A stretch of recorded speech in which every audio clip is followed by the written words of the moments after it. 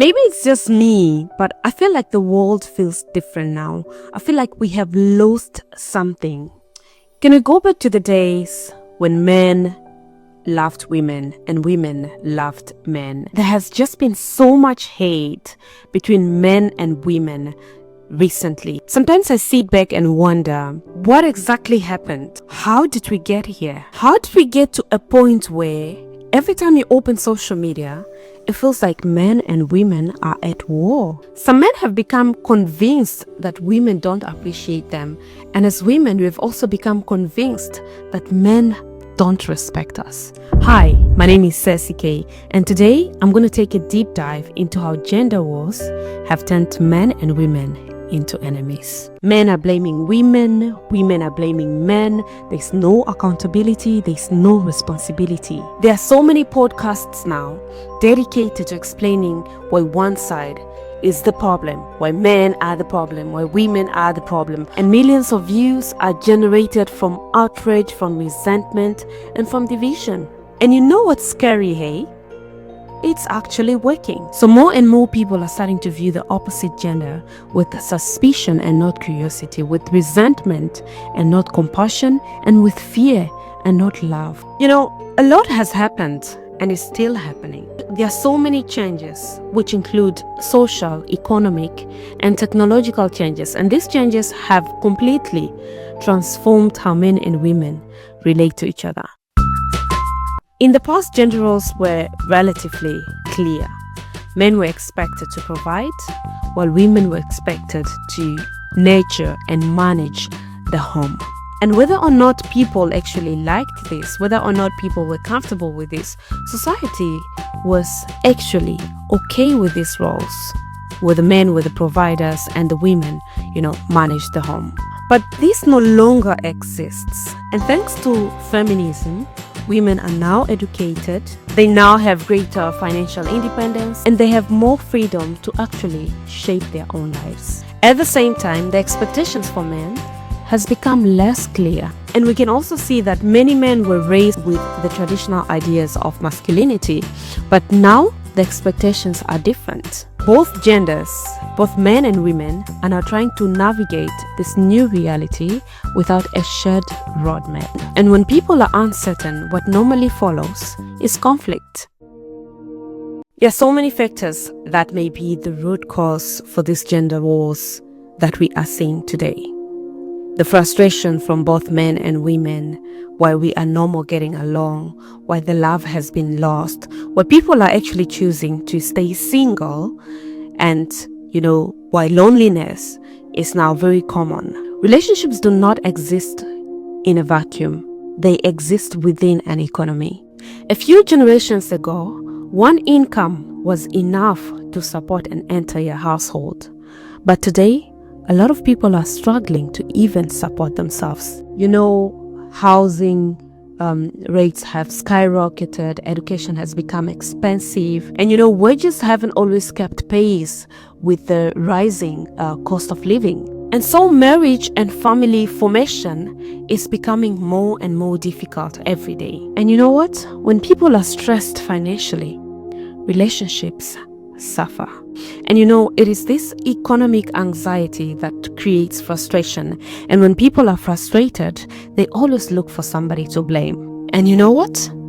Most of the times, the blame lands on the opposite gender. And then came technology, dating apps, which completely changed the human interactions and the dynamics of relationships. For most of history, people actually met through families or family connections, friends. They met in schools, they met in colleges. But today, dating has become more digital than ever, and people are meeting through apps, through social media, Facebook, Instagram, whatever, all the dating apps. While technology has created opportunities, I think it has also created problems. So instead of building genuine connections, people always feel like they're competing in a marketplace.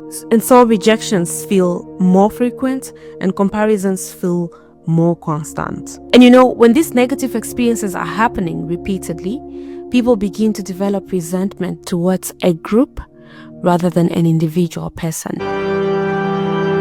And then there's social media that has turned disagreements into a business. A disagreement between two people can reach millions of views. And the most extreme opinions often get more attention. And here's why. Outrage generates clicks, and clicks generate money. And the algorithm rewards engagement, not truth.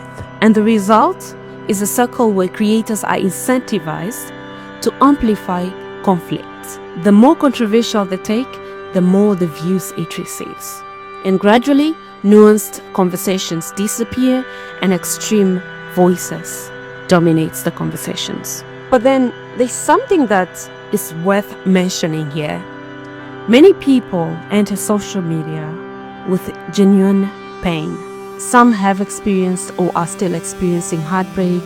Some have experienced betrayals. Some have experienced discrimination. Some have or are still experiencing loneliness. And these experiences are real.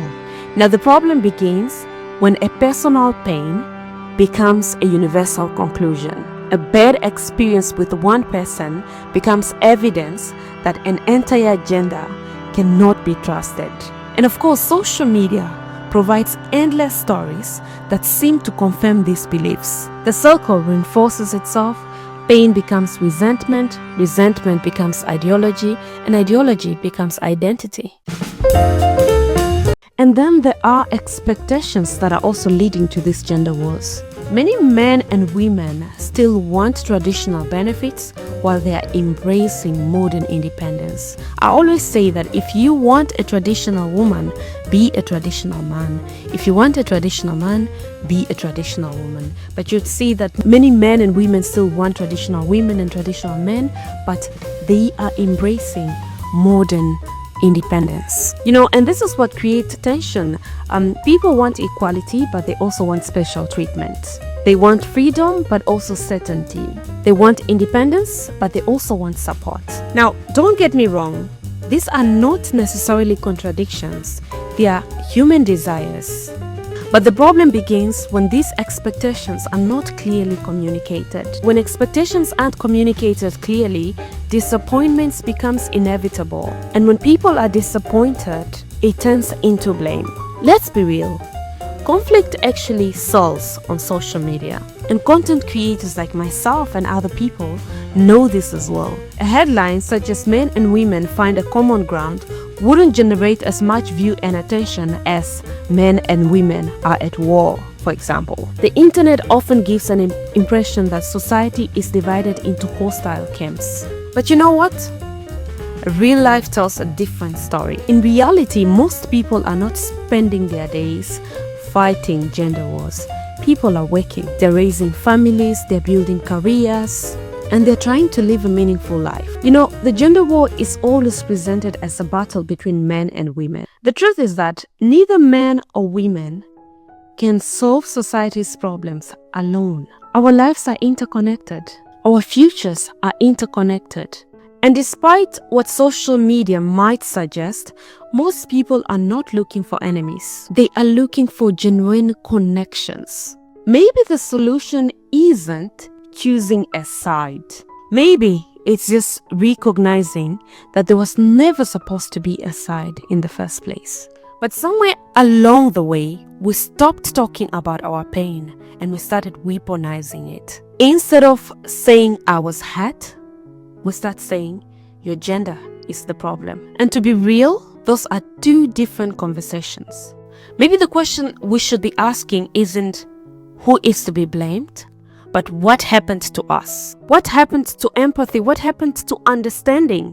What happened to seeing the best in each other? Because when I look around, I don't see millions of evil men or evil women. I see people who are lonely. I see people who are frustrated. People who are struggling to connect in a world that profits from division. And maybe that's why the gender war has become so powerful, because the platforms give people someone to blame. And you know what?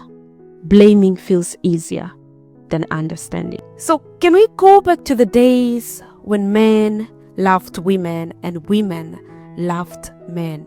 I don't know. Maybe these days weren't as perfect as we remember, but every generation had its struggles. Every era had its conflicts.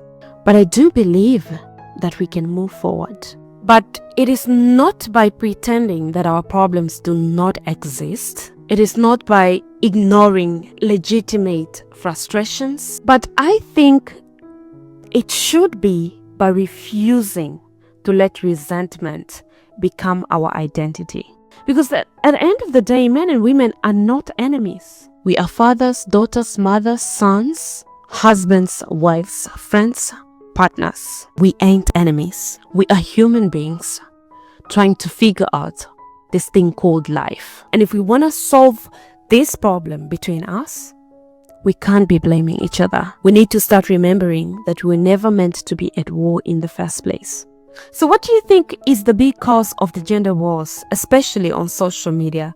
Let me know in the comment sections down below. And if you have enjoyed this conversation, do not forget to subscribe and like this video or share with somebody that might enjoy it as well. I'll see you again in my next video.